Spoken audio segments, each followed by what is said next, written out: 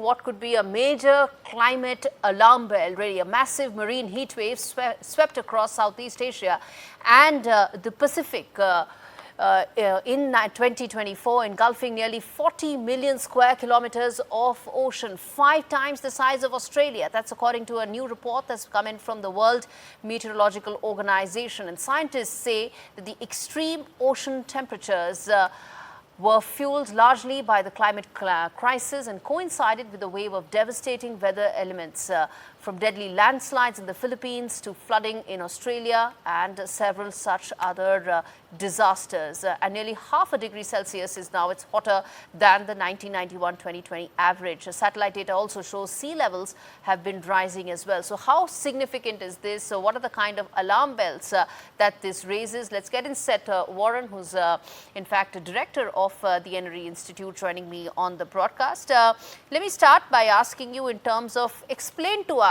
and put these numbers into context for us to understand the significance or rather the gravity of what we are talking here.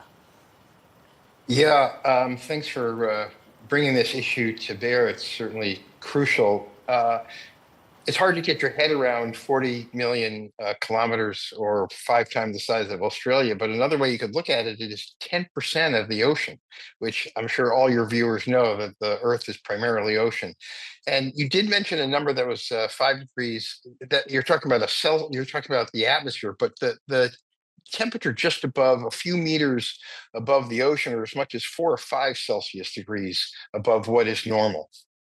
And why that's significant is because those temperatures affect the weather throughout the world. And you see increased number of hurricanes, and the severity of the hurricanes is from that kind of temperature. I'm sure you've heard over and over people talk about with the rising temperature of the oceans, that creates more energy, et cetera. And so this is pretty significant. And it's not just one event at that size. It's multiple events that are happening in the same area, and we rate them from moderate to strong to severe.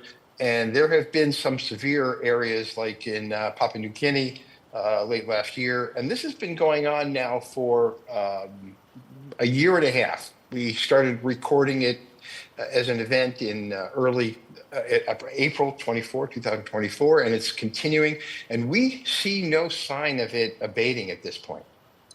Mm-hmm. Indeed. Now, what is it that we can actually do to ensure that we do not exacerbate this trend further? Because at the end of the day, this is a climate crisis. So, speaking to that specifically, and you're right. What can we do? We have to do everything that we're being told to avoid using fossil fuels.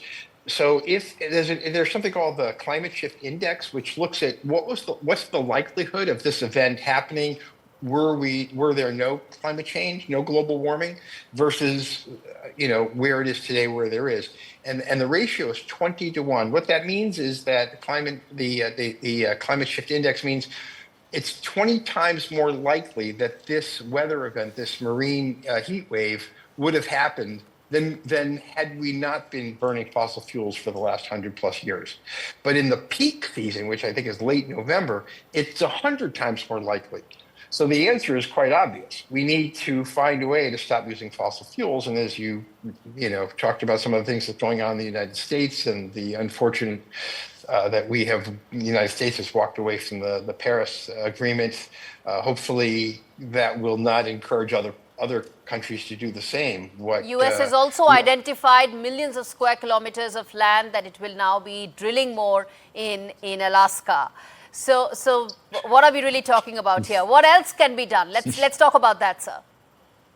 Well, certainly, for folks in the States, we need to call our legislators and tell them that, but I have seen that throughout Asia, the electric cars are becoming more popular, which is great. I've seen it in India, I've seen it in China, I've seen it in Vietnam, and throughout. So I think that's one of the things that we can do. We have to be more attentive to. So there's two sides of the equation.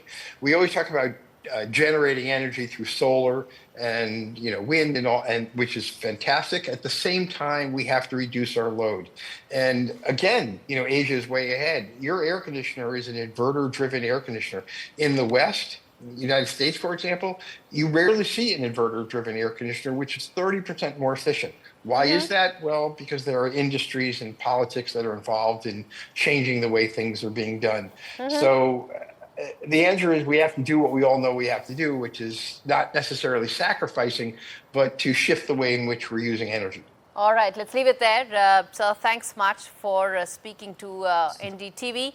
Well, we have limited, if any, options there. Don't